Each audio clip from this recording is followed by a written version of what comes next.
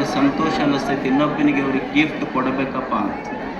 ನೀವು ತೊಗೊಂಡು ಎಲ್ಲರ ಕೆಡಿಸಿ ಹೋಗ್ರಿ ಅಂದ್ರೆ ಇನ್ನೊಮ್ಮೆ ಅವ್ರಿಗೆ ಗಿಫ್ಟ್ ಕೊಡಬಾರ್ದು ಅನ್ನಿಸ್ತೈತೆ.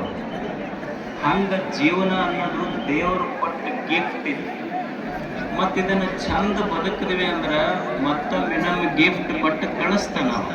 ಮತ್ತು ಚಲೋ ಬದುಕಲಿಲ್ಲ ಅಂದ್ರೆ ಇದಕ್ಕೆ ಗಿಫ್ಟ ಕೊಡಬಾರ್ದು ಇದನ್ನು ಅಂತಂತ ನಾವು ಅಷ್ಟೇ.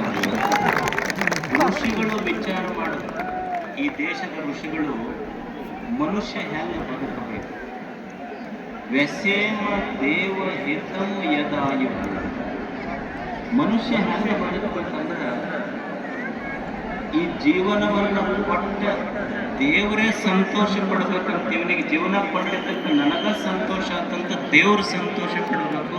ಹಂಗೆ ಮನುಷ್ಯ ಬದುಕಬೇಕು. ಎಷ್ಟು ಅದ್ಭುತವಾದ ಜೀವನ. ನಾವು ಇದಕ್ಕೇನು ಯಾರು ನಿಮಗೊಂದು ಬ್ಯಾಂಕ್ನಾಗ ಲೋನ್, ಒಂದು ಸಣ್ಣ ಮನೆಗೆ 30-40 ಸೈಟ್, ಒಂದು ಮನೆಗೆ ಲೋನ್ ತಗೋಬೇಕಾದ್ರೆ ಬ್ಯಾಂಕ್ನವ್ರು ನಿಮ್ಮ ಎಲ್ಲ ಶ್ಯೂರಿಟಿ ಇಟ್ಕೊಳ್ತಾರೆ. ಅಷ್ಟು ಮನಿ ಹೊಲ ಎಲ್ಲ ಇಟ್ಕೊಂಡು ನಿಮ್ಗೆ ಲೋನ್ ಕೊಡ್ತಾರ. ಒಂದು 100 ವರ್ಷದ ಬದುಕ ಯಾವ ಗ್ಯಾರಂಟಿ ಇಲ್ಲಾರ್ದೆ ನಿಮ್ಮ ಮ್ಯಾಲಿನ ಭರವಸೆ ಮೇಲೆ ದೇವರು ಒಂದು ಜೀವನ ಕೊಟ್ಟ. ನಮಗೆ ಹೆಂಗೆ ಬದುಕಬೇಕು, ನಾವು ಏನೂ ಇಸ್ಕೊಂಡಿಲ್ಲ, ನಮ್ಮ ಕಡೆಯಿಂದ ಪುಕ್ಕಟೆಯಾಗಿ ಕೊಟ್ಟಾನ. ನೀವೊಂದು ಬಿಸಿಲರಿ ಬಾಟ್ಲಿ ನೀರು ತೋರಿ 10 ರೂಪಾಯಿ 20 ರೂಪಾಯಿ ಕೊಡ್ಬೇಕು ಅವ್ರಿಗೆ. ಪುಕ್ಕಟೆಯಾಗಿ ಕೆರೆ ಹಳ್ಳ ಬಾವಿಗಳನ್ನು ತುಂಬಿಸ. ನೀವು ಮನ್ಯಾಗ ಕರೆಂಟ್ ಉರಿಸ್ರಿ, KPTC ಅವ್ರು ಬಂದು ಇಷ್ಟು ರೊಕ್ಕ ಕೊಡ್ಬೇಕಂತ ಬಿಲ್ ಇಸ್ಕೊಂತಾರೆ ನಿಮಗೆ. ಆದರೆ ದೇವರು ಸೂರ್ಯ ಚಂದ್ರದಂಥ ಆರದ ದೀಪಗಳನ್ನೇ ತೇಲಿ ಬಿಟ್ಟನ, ಎಂದು ಬಿಲ್ ಕೇಳಿಲ್ಲವ ನಮಗೆ. ನೀವು ಒಂದು ಖಾನಾವಳ ಗುಂಡ್ರೆ 100 ರೂಪಾಯಿ ಇಸ್ಕೊಂತಾರೆ ನಿಮ್ಮ ಕಡೆಯಿಂದ. ಆದರೆ ದೇವರು ಭೂಮಿ ತಾಯಿ ವರ್ಷಗಳಿಂದ ನಮಗೆ ಅನ್ನ ಹಾಕಿದ್ರು ಸಹಿತ ನನ್ನ ಅಕ್ಷಯ ಪಾತ್ರೆ ಖಾಲಿ ಆಗೈತಂತ ಯಾಕೆ ಉಪವಾಸ ಆಗಿಲ್ಲ ಭೂಮಿ ತಾಯಿ ಏನು ಗೊತ್ತಿಲ್ಲ.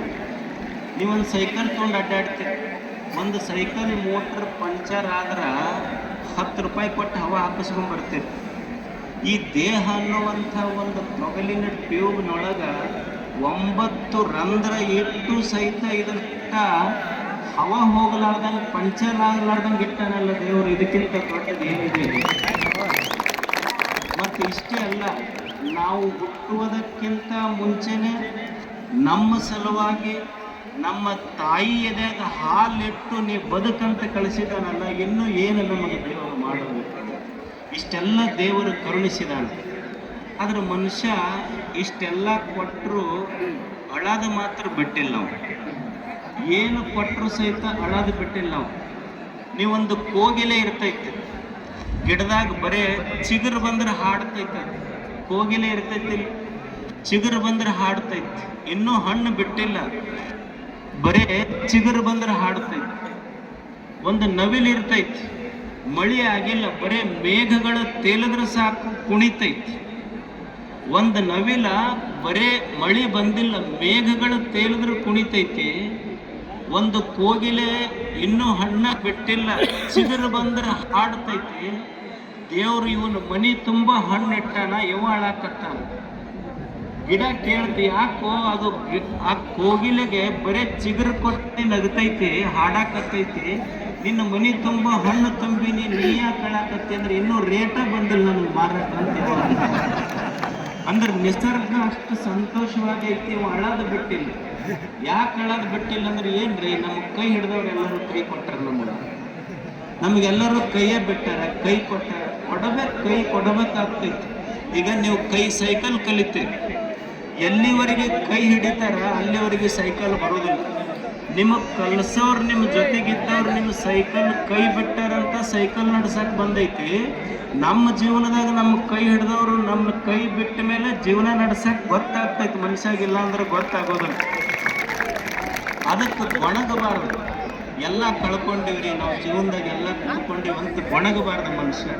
ಬ್ಯಾಸಗಿ ದಿವ್ಸಕ್ಕೆ ಗಿಡ ಎಲ್ಲ ಎಲೆ ಕಳ್ಕೊಂಡಿರ್ತೈತಿ. ಎಲ್ಲ ಎಲೆ ಕಳ್ಕೊಂಡು ಗಿಡ ಎಲ್ಲ ಎಲೆ ಹೋಗ್ಯಾವಂತ ದುಃಖ ಪಟ್ಟಿಲ್ಲ. ಒಂದು ದಿವಸ ವಸಂತ ಕಾಲ ಮಳೆ ಬಂತು ಅಂದ್ರೆ ಮತ್ತೆ ಚಿಗುರು ಹೊಡಿತೈತಿ, ಹೂವು ಬರ್ತೈತಿ, ಹಣ್ಣು ಬರ್ತೈತಿ ಅನ್ನುವ ಭರವಸೆಯಿಂದ ಗಿಡ ಬದುಕ್ತದೆ. ಬ್ಯಾಸಗಿ ದಿವಸ